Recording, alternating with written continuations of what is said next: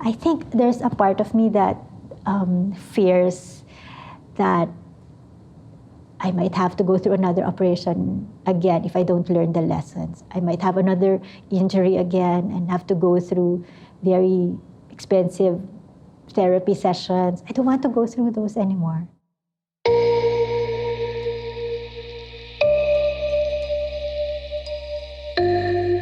I became a freelancer at that time, February 2014. And someone told me that the tendency for freelancers after they've been working in a newsroom or in high-stress environment for years is that you become a couch potato, and I became one. I would go to the 6:30 class every day, which meant waking up at 5:45, which meant I had to sleep at 11 o'clock. So it gave me the discipline, it gave me the rhythm, daily rhythm, so I wouldn't be a couch potato. And I did it for a month. It was hard, it was painful, I was sore all over for a month. But what really matters is the everyday. And waking up very early in the morning every day, making sure that the first thing I do in the morning is to put up my workout clothes and go to the studio was really, it's the one that changed my life. It gave me a reason to wake up.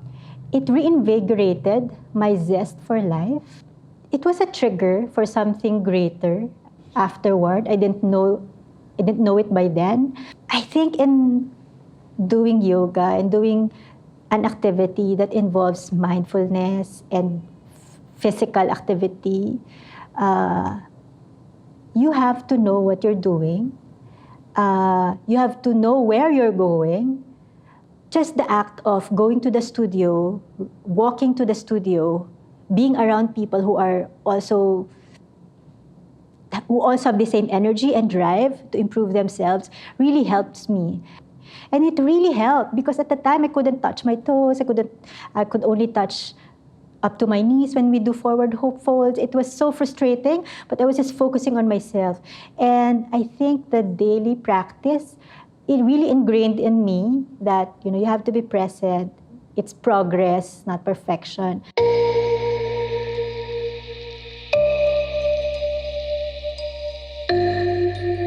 It was at the time when media was transforming into multimedia, into something different. Online news was the norm. It was very competitive and it's very stressful.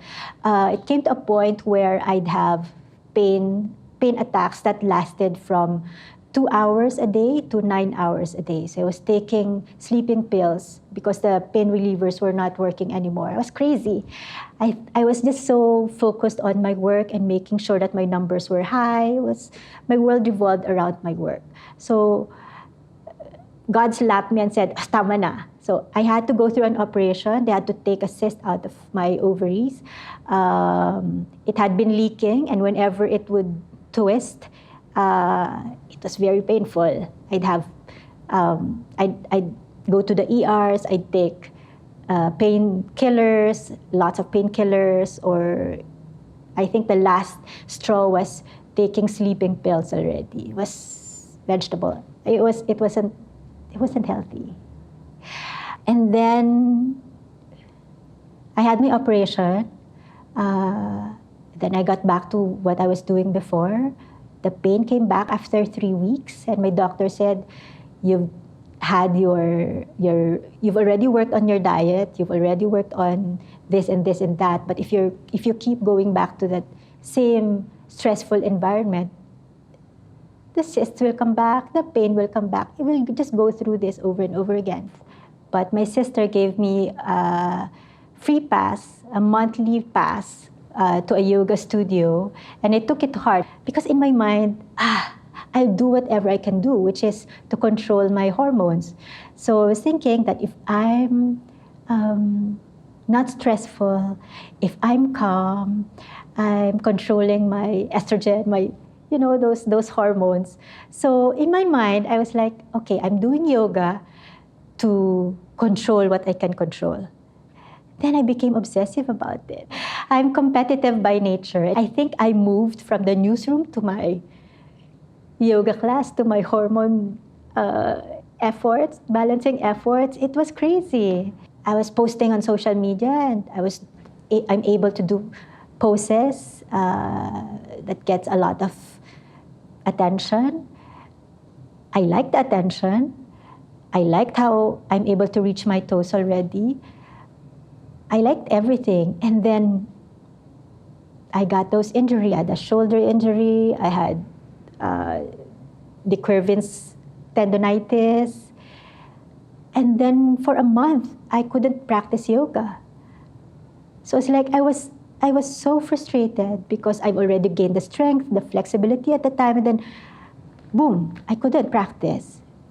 I bought a lot of yoga pants, workout clothes, just because I couldn't go to yoga, thinking that, if I can't go to the studio, I might as well stack up my cabinet with stuff. I was really crazy. I was just doing stuff that didn't make sense. I mean, as of now. But then,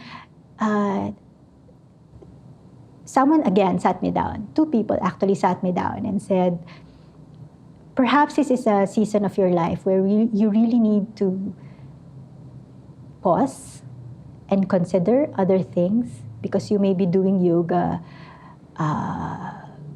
for the wrong reasons. Or you're doing yoga, but at the back of your mind, it's not the right, you're not there.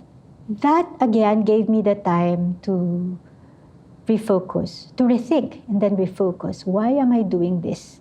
Why am I doing this to myself? It's like those moments are coming out at a time when I'm not listening to my body, not listening to my mind, to everything. I'm listening to those that I see on social media or on other people who see me practicing yoga. I realized that the body is very intelligent, so wise. It knows how to call your attention.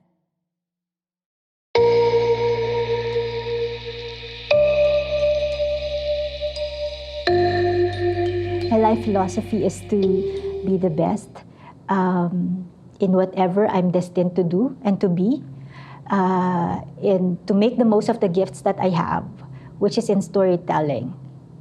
It's hard to do that. It's good to hear, it's dramatic, it's to others, it's a fabulous life. It's not. The daily grind is really difficult. So doing that for the past 20 years, being in journalism, plus being competitive as well, it brought me to different stages where I found myself sick or injured. And in fact, before I went to my first yoga class, a former mentor warned me, sat me down, told me, I know you're competitive, but once you're on the mat, make sure that you don't look at the other people, because they're on your year 5. They're year 5. You're on your day 1. So don't compare your body versus theirs, because you're in a different plane. Eventually, it took a long time. I'm already on year, 5? One thing I learned about people is that their own issues are a product of the childhood that they have, the friends that they have, the influences that they have. If that involves, coming up with a stereotype of what you have to be, how flexible you are before you hit the mat or join a class, then that's his issue or her issue. If the other person, it's about the economics of it, then that's it. Others may have a whole slew of reasons and excuses, but I hope they don't have to go through an operation. They don't have to go through an injury, because I've been there. I cannot preach. I can only tell the stories. I can only write what happened to me. I can only share on social media. But how they catch it and how they are moved by it, I hope they get moved by it. It's their call. It's their decision. It's easier to share yoga to kids than to adults. It's easier to convince them. I shared yoga to my 10-year-old niece. She started doing kids yoga at Urban Ashram when she was 8. And I've seen her grow from someone who's very shy to someone who can now do handstand. Just for the 2 years that she's been doing it, I've seen how much it impacts a little kid, because I'm really so proud of what yoga can do to a kid. Vis-a-vis what yoga has done to me, to an older tita. When in fact, adults can really benefit from yoga more. I did yoga when I was already in my 40s. And look how much it has benefited me.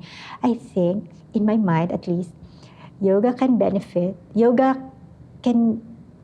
really help those who are young, not so flexible, old, those who need to calm down.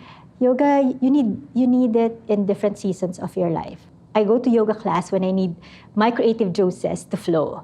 Book writing is very consuming. It's different from the daily grind in the newsroom, where I'm surrounded by people. Book writing is very lonely because I'm alone. And it's like I'm in my cave. I call my writing space my cave, because I'm just so spent in the words that I'm writing, in the stories that I'm doing, of the book that I'm doing now on family conglomerates in the Philippines. When after an hour or an hour and a half of practice, I really feel somehow something opens up and I have new ideas. I have new energy to sit down again and go back to my cave and do it all over again. I know already. I know in my heart, I know in my mind, my body knows that I do yoga because I will enjoy it. I do yoga to know myself, my body better. I do yoga because it's a sacred space where I can be grateful of the gifts that I have. I'm not pushing and pushing and pushing myself anymore to be great, to be this, to be that. It's just a celebration of who I am now, what I have become, what I can be.